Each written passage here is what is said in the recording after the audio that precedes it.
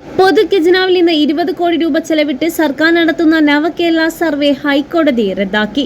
2025 October 10 സർക്കാർ ഇറക്കിയ ഉത്തരവിലെയും അനുബന്ധ ഉത്തരവുകളിലെയും തുടർ നടപടികളും കോടതി റദ്ദാക്കി.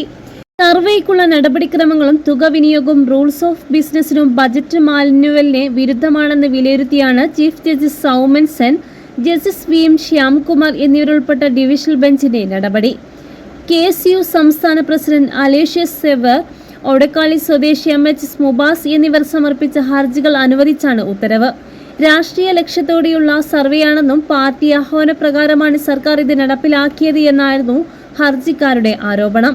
സർക്കാർ ഉത്തരവും മന്ത്രിസഭാ തീരുമാനവും വരുന്നതിന് മുമ്പ് സർവേക്ക് വോളണ്ടിയർമാരാകാൻ നിർദ്ദേശിച്ചു.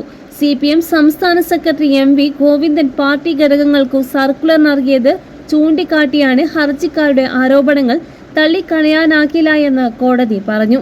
ജനുവരി 1 തുടങ്ങിയ സർവേ ഈ മാസം 28 വരെയാണ് നിശ്ചയിച്ചിരിക്കുന്നത്. 20 കോടി രൂപ അനുവദിച്ചത് കുറുക്കുവഴിയിലാണ്. സ്പെഷ്യൽ PR ക്യാമ്പയിൻ എന്ന പേരിൽ ഇത് ഇൻഫർമേഷൻ ആൻഡ് പബ്ലിക് റിലേഷൻഷിപ്പ് വകുപ്പിനെ ഏൽപ്പിച്ച് 20 കോടി രൂപ അനുവദിച്ചത് കുറുക്കുവഴിയാണ്. ബജറ്റിൽ ഉൾപ്പെടുത്താതെ അധിക പദ്ധതി വിഹിതം ചെലവിടുന്നത് മാനുവൽ പ്രകാരം ഇത് ഡിമാൻഡ് ഓഫ് ഗ്രാന്റായി അവതരിപ്പിച്ച് നിയമസഭയുടെ മുൻകൂർ അനുമതി വേണം. ബില്ലുകൾക്ക് അംഗീകാരവും നേടണം. തുക ചെലവിട്ട ശേഷം അംഗീകാരം നേടിയാൽ മതിയെന്ന സർക്കാർ വാദം തള്ളിക്കൊണ്ട് കോടതി വ്യക്തമാക്കി. പ്രളയത്തിന്റെയും മറ്റു പശ്ചാത്തലത്തിൽ ദുരന്ത നിവാരണ കർമ്മസേനയെ തെരഞ്ഞെടുക്കുന്നതിന് സജ്ജമാക്കിയ പോർട്ടൽ വഴിയാണ് വോളണ്ടിയർമാരെ തെരഞ്ഞെടുത്തത്.